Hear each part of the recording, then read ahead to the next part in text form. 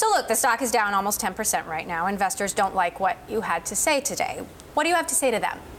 Well, we had a record quarter to finish a record year. The highest revenue Twitter's ever had, the most profits, and the highest level of profitability we ever had. So we feel great about our momentum going from 2018 into 2019. We're really excited to reaffirm our same priorities that we were executing against last year as we go into 2019, and we're going to just work hard to deliver great outcomes one day at a time.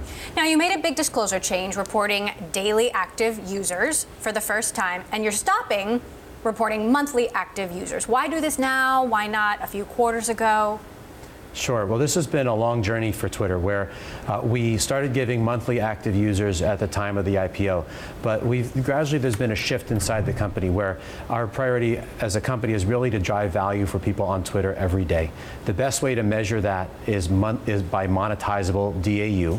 That's the metric that we've been looking at internally to measure our success for some time. We've given the year-over-year growth rates for it since 2016 publicly, but we want everybody aligned on the same metric that we goal against internally, so there's transparency, so there's alignment, so we're all looking at the same number when we think about how to measure our success. So you reported 126 million DAUs. Snap, meantime, just reported 186 million DAUs. Facebook, 1.5 billion. So why should advertisers choose Twitter, which appears to be the smallest audience? Well, advertisers come to Twitter because we have the most valuable audience when they're most receptive.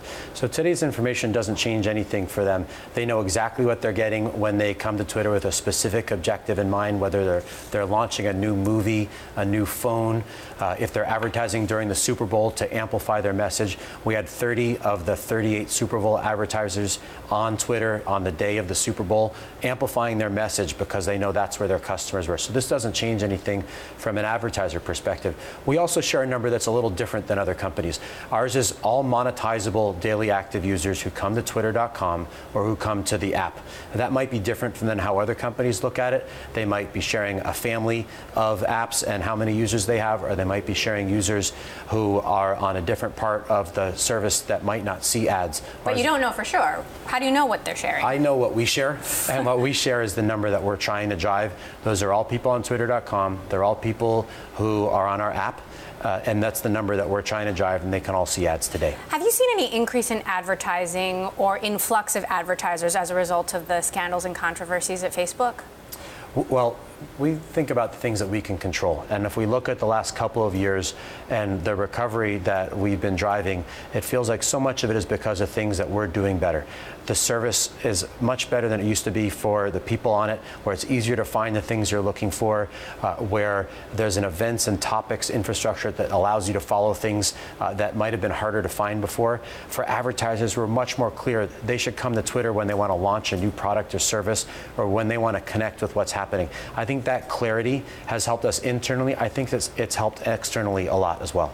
Now, monthly users are declining, and this is the number that you're going to stop reporting. But do you think that the changes that you're making to the platform will increase overall monthly users, or are you really focused on increasing the engagement of the daily users? We think the changes we're making to the service ought to grow daily usage of Twitter over time.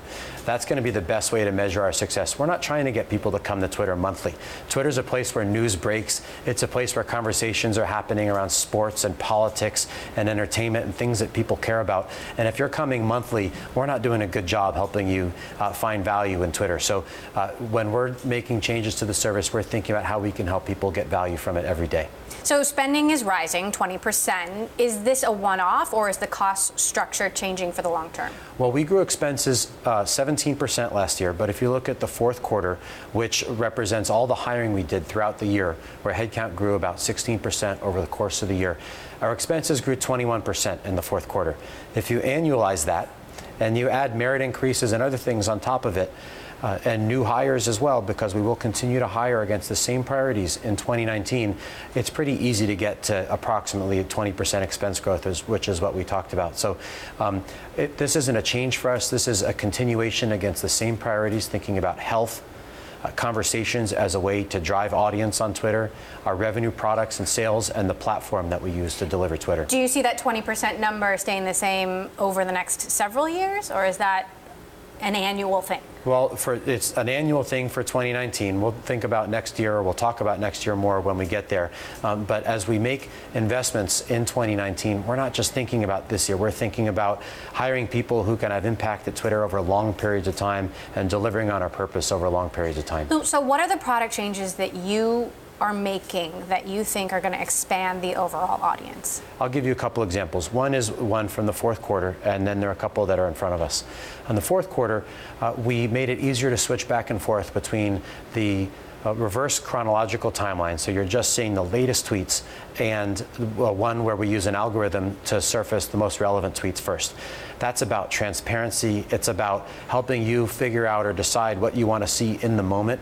We're really proud of the change. We executed on it fast. And we've seen during the Super Bowl, so. Awesome. I love to hear that. I did too. It was a great use case for it, where you really want to know what people are saying exactly in that moment when a field goal is made or missed, or when a critical call has been made.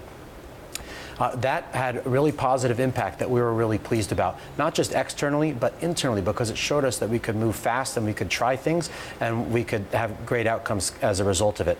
When we look ahead, there are a couple areas that we think about. The first is conversations. We want to make it easier for people to tweet and to be a part of a conversation. And the second is events and topics, because right now you follow people, but you care about a topic or event. That's what brings you to Twitter.